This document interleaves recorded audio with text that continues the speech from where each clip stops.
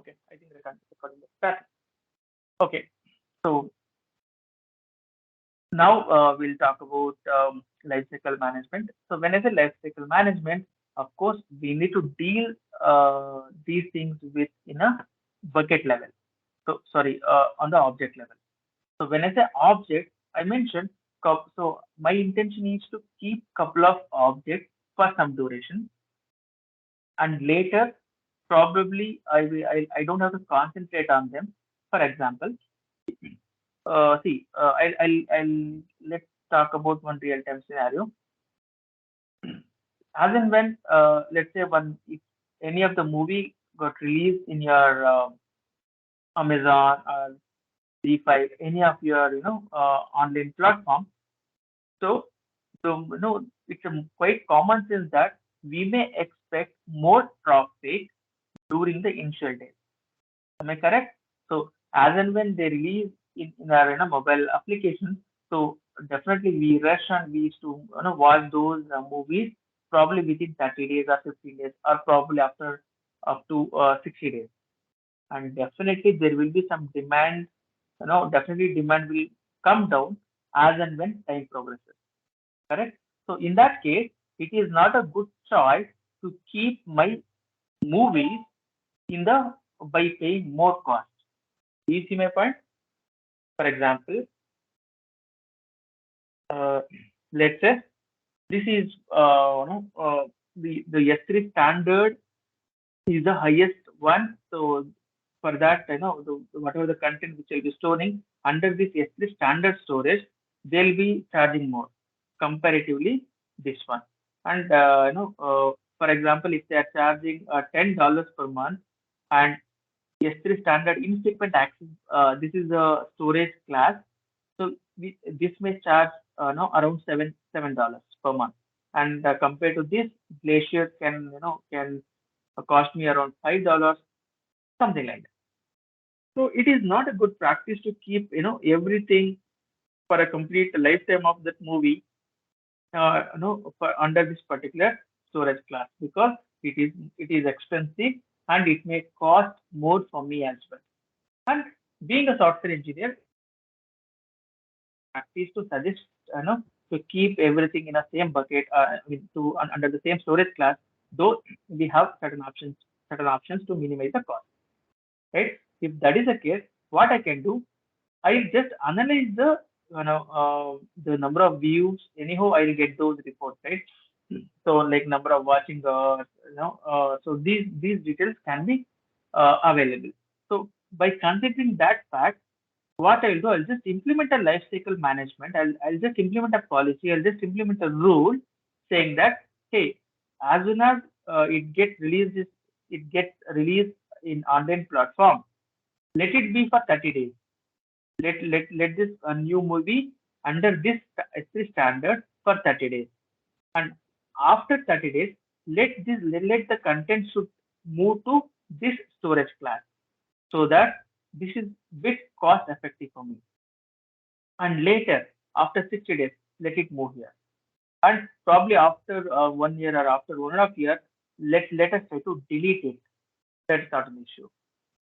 Right? If this is your requirement, then it is good to go ahead and implement this life cycle management.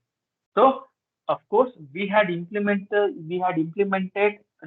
the changing the storage classes on each object. If you remember, we had created a bucket and we uploaded an object, and afterwards, after uploading an object, we changed a storage class, correct, of a particular object. But this is a manual process, so this is not recommendable, right? So in that case, we prefer to make use of this lifecycle management. This is one of the service which is available in S3. Do you see my point? So we can, if you have to automate the process of moving the objects from one storage classes to another storage classes, then it is no, in order to perform these actions dynamically, then we'll have to implement this lifecycle management rule. Of course, we can implement up to 1,000 lifecycle rules per bucket. So which is more than enough. Hardly we may implement 5 to or max within 10 lifecycle rules we can implement. I mean, we'll be implementing in our S3. But again, it depends, right? So in short, if you have to see by default, whenever we store an object under a bucket, by default, S3 uses S3 standard storage class to store the object. And later, if you wish to change to other storage classes manually, it is possible. But it is not a good practice to change uh, the storage classes on each and every object manually. So that's the reason we can get the requirement and we can implement a lifecycle management system, or it's a policy. So which will help me to transiting from one state to another state, or from one storage class to another storage class. This is about lifecycle management. Okay. So by default, S3 standard or reduced redundancy. From here, it can go to S3 standard, infrequent access. From here, it can get into intelligence steering, one zone, intelligence, infrequent access, glacier, deep archive. With this lifecycle management, with this lifecycle management rule, we can only navigate from top to bottom, not from bottom to top, which means if you see the bucket under S3 intelligence steering, you cannot go back to S3 standard infrequent access. Do you see my point? But from here, you can go to here or here and here. Whatever the steps or whatever the storage class you prefer, that is possible. But reverse engineering is not possible with the lifecycle management process.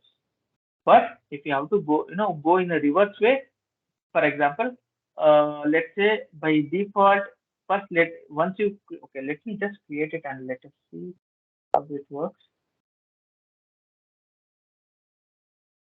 Okay, for now, let me just create a bucket. Uh, that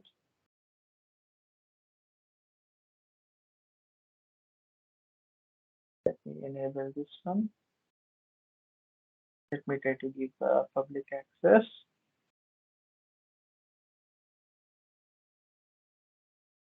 Great.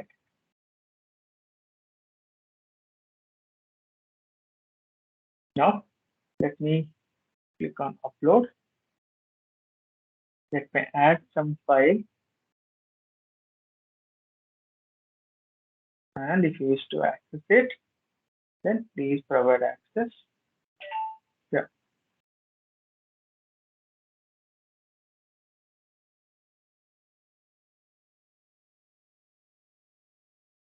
Okay. This is done. Now,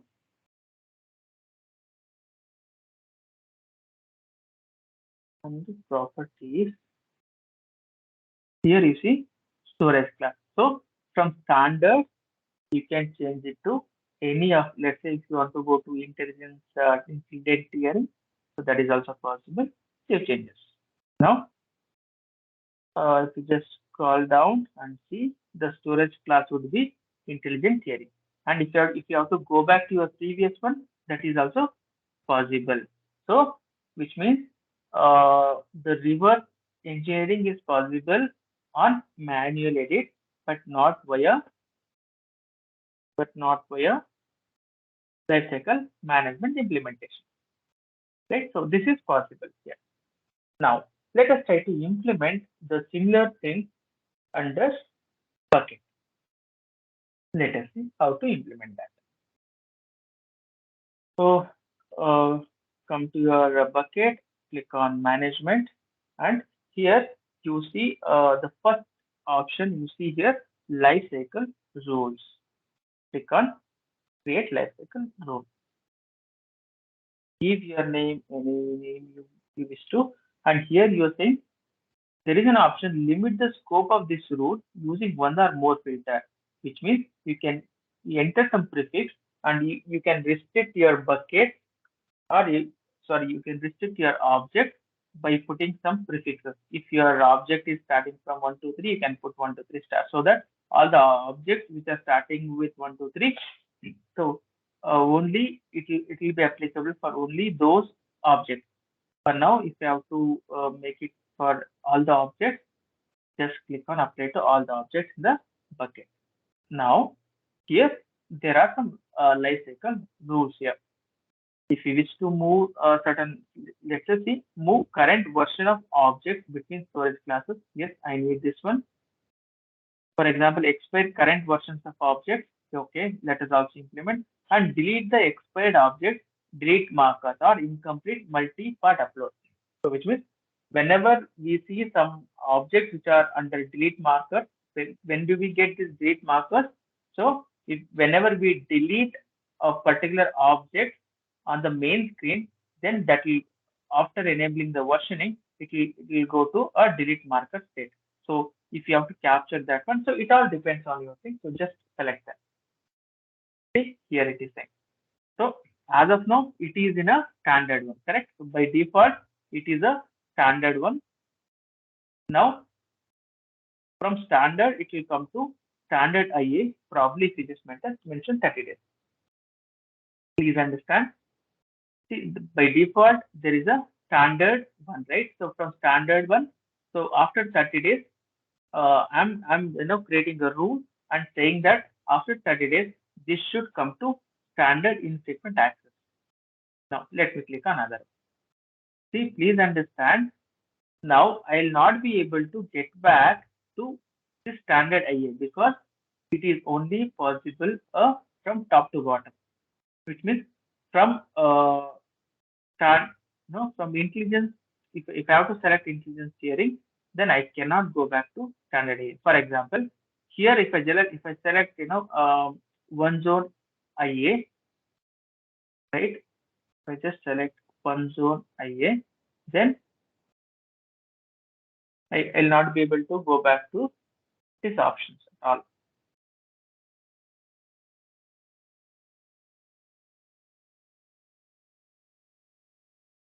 See, this standard IA, which is already we have allocated, so this is not at all possible. So because we have created a rule to move to standard IA under this transition, right? So like this, you can give any number of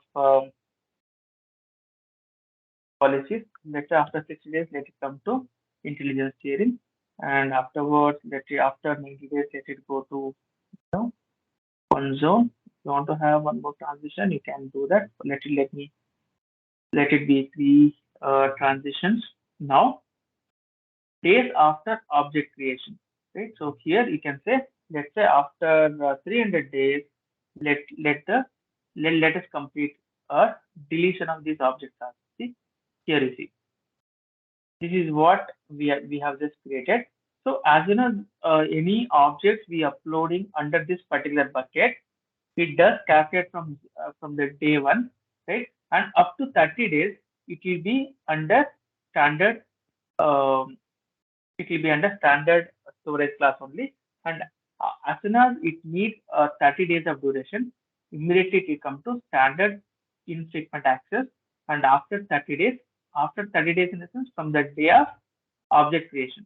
So it will come to intelligence steering. And after 90 days, it will come to one zone infrequent access.